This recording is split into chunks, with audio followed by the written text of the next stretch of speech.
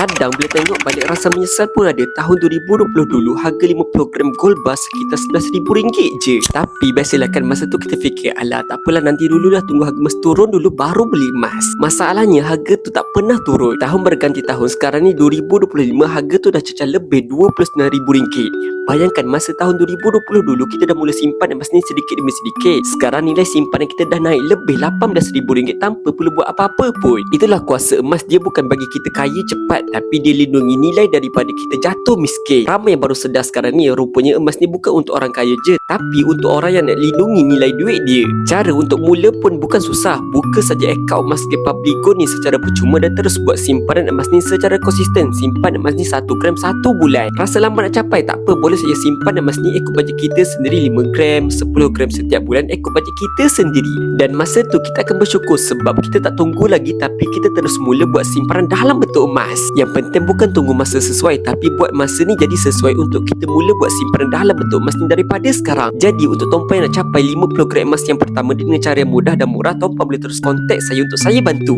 So dapat sesuatu, cek komen, jangan lupa follow.